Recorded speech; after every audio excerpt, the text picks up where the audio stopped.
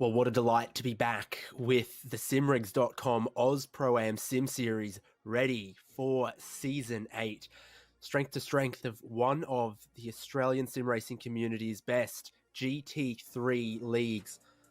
And one of the things that absolutely has set it apart is the league organisers' dedication to driving standards and dedication to making sure they nail that balance of performance as well. It's a little unique in that regard, and what it's led to is some amazing and close racing across the championships, across the season so far. Back better than ever. What a great place to kick it off here at Road Atlanta. Pleasure to have your company on SimSpeed TV. David Haynes here, joined by Jay Kennedy, who's also on the cameras. Jay, I mean, they struggle to find enough places to put all the drivers that want to sign up for this, don't they? We've got, once again, the Pro Division, the AM Division, and PASS2. Really, really deep field.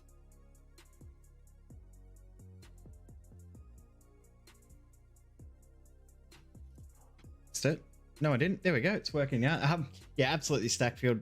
You've got this issue too where Windows resets all your microphone settings. It's been stacked since season 1. This is season 8, and all new qualifying format, all new rules around what class drivers are in. Should make the field even more competitive. Should see lots of different drivers battling for championships. Changes to the balance of performance, which we'll talk about later on, and a whole new list of drivers to try and understand, work out, and talk through when we get into PASS2 in just a moment. Yeah, exactly. Always lots and lots of racing, and it's all going to start here at Road Atlanta with PASS2. This is the circuit. If you weren't, watching sports car racing on your TV this weekend just gone, what a great track. Very fast uphill through that turn 1, complicated S's section, long back straight, a lot of overtaking can happen then into that chicane that then brings you back up over the hill, under the bridge, and back around again. It's a relatively quick little lap around here at just over 4 kilometers or so, and a lot of it at very high and challenging speed with plenty of Georgia elevation.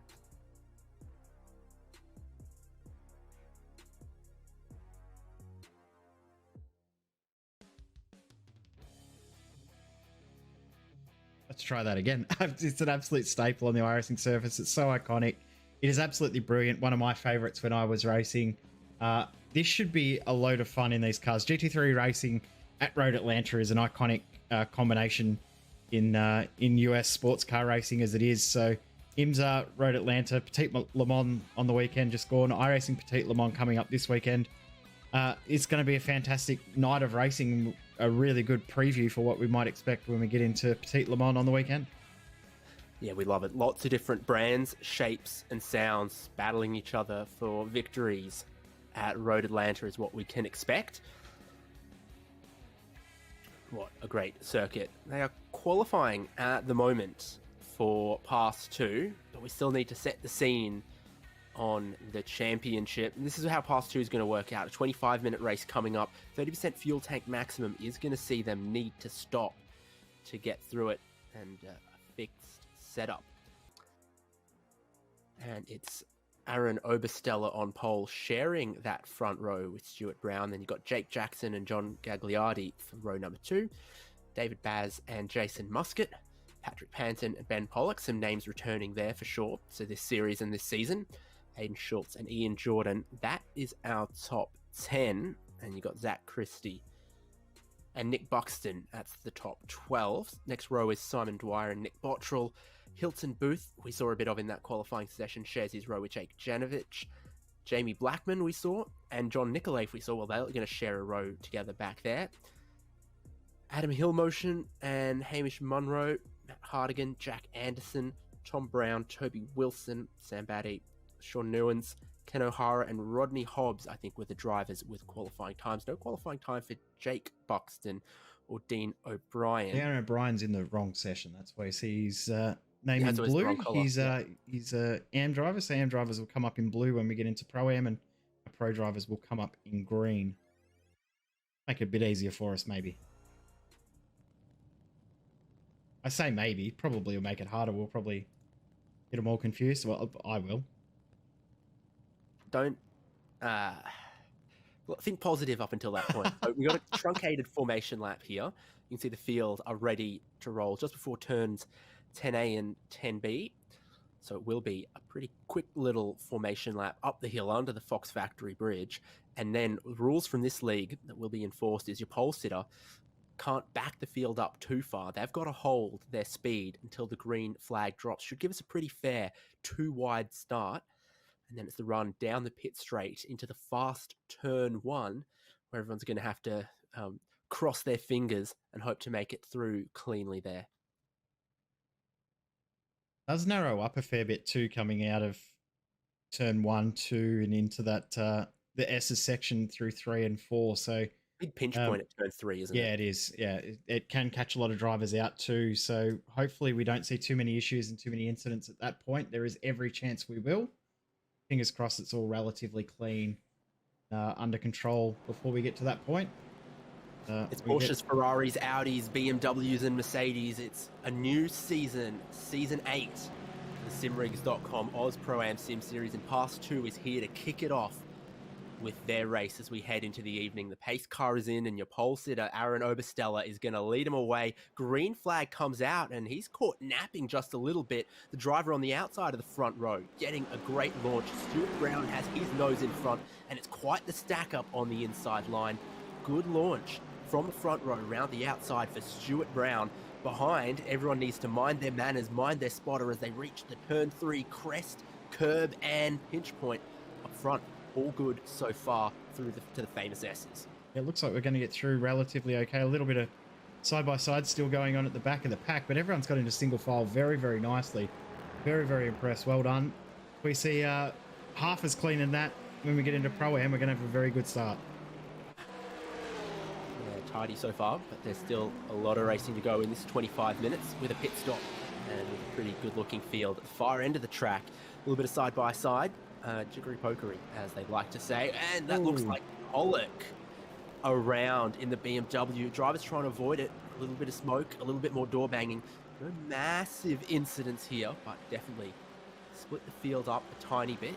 Your top 7 super close, and I think it's on for the lead, is it? Just behind the leaders, this is, yeah. So this is for position number 8, Zach Christie, Aiden Schultz, Ian Jordan. Then we saw Nick Bottrell and Nick Buxton side by side down the back straight as well, but through it, lap 1 clean except for that incident for Ben Pollock. Pretty good job. Yeah, so far in a good opening lap there for Zach Christie. You saw making that move from 11th on the grid now up into 8th. So picking up a couple of spots early, side by side through turn 1. Oh, you've got to be careful. You've got to give space. And then navigate that one cleanly. Ian Jordan's BMW there, finding the curbs.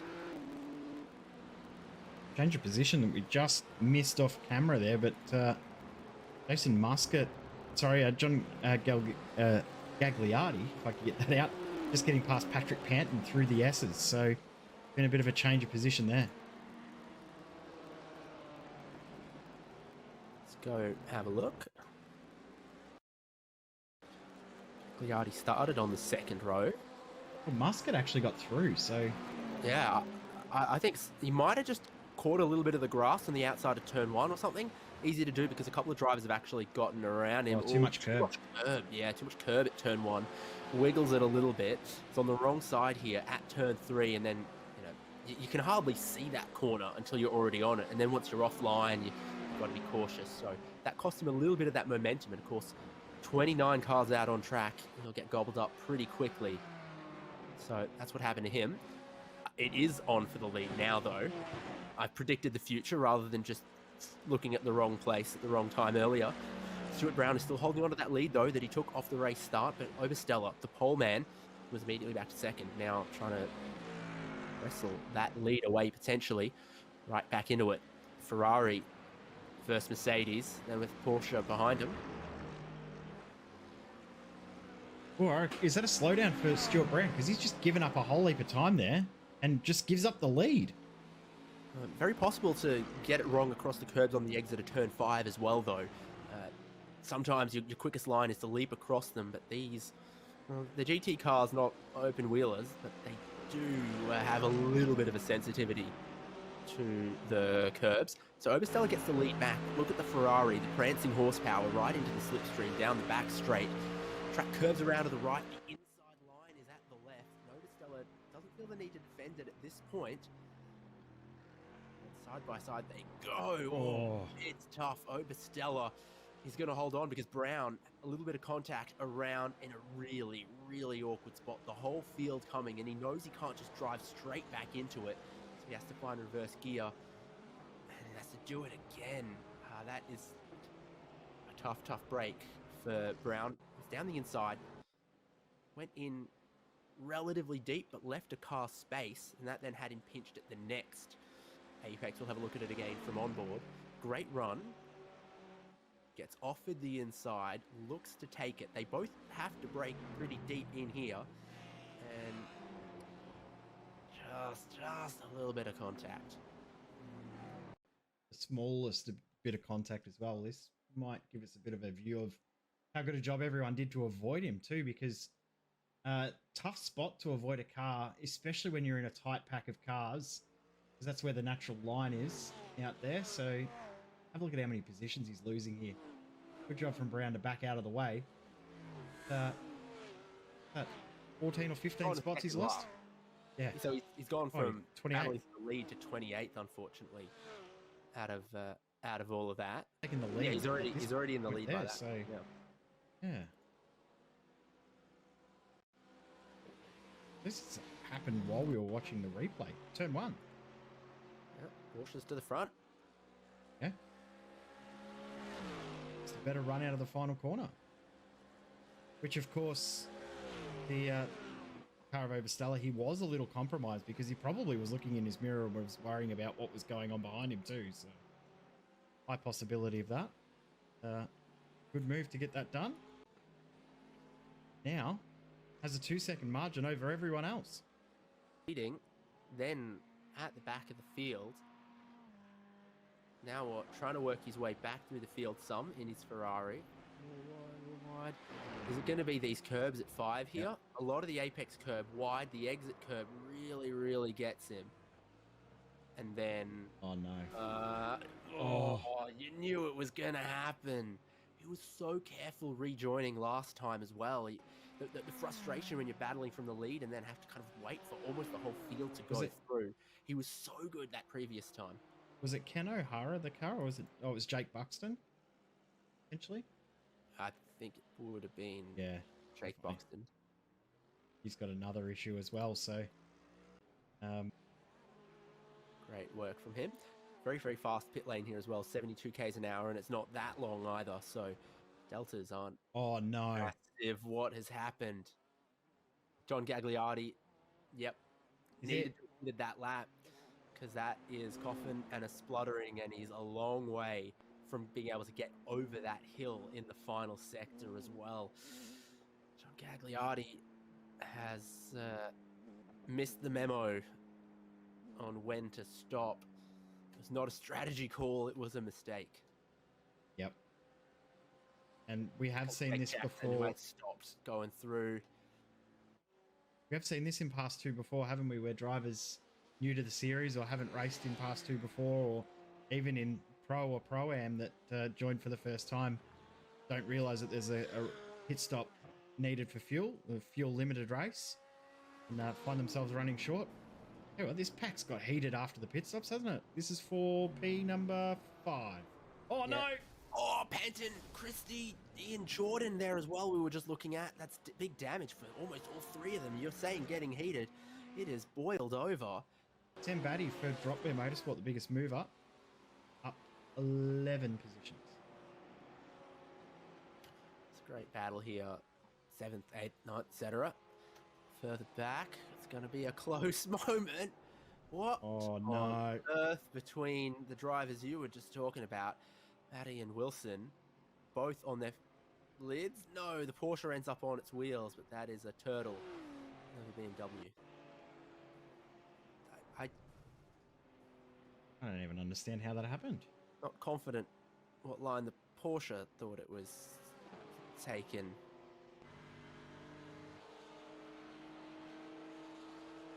So you're shaping up. You're down the inside at 1. Okay.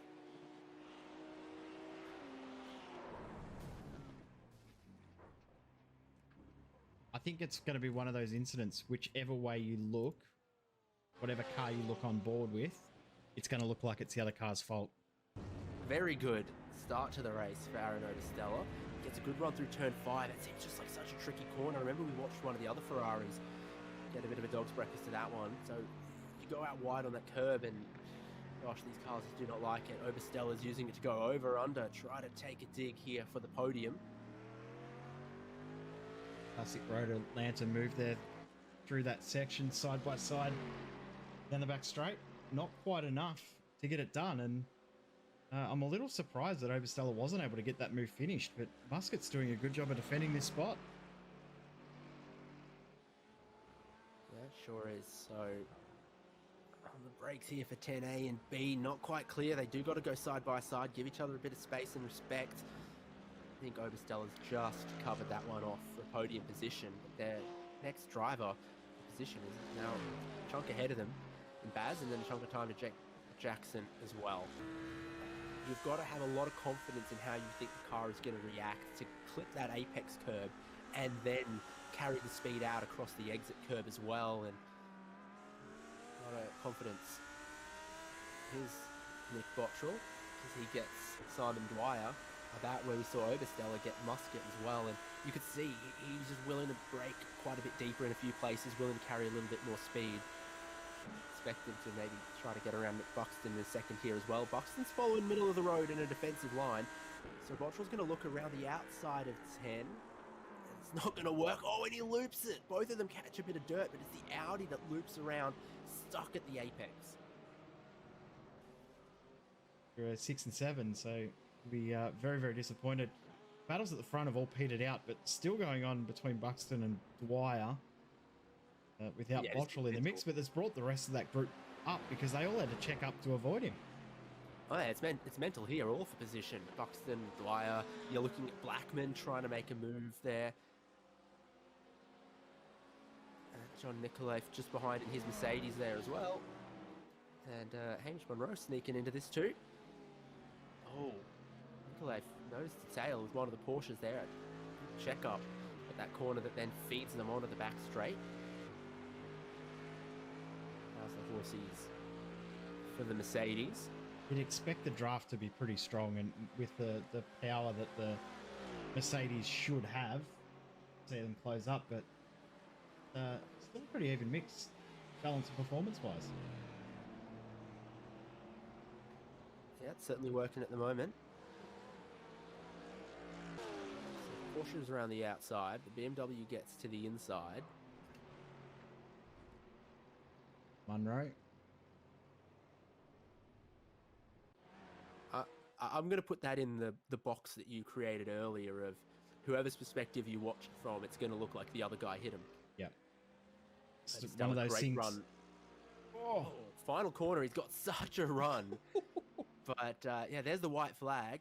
Just going to set him off to try to really finish this one if he can. Such a good run up the hill and off that turn 10B.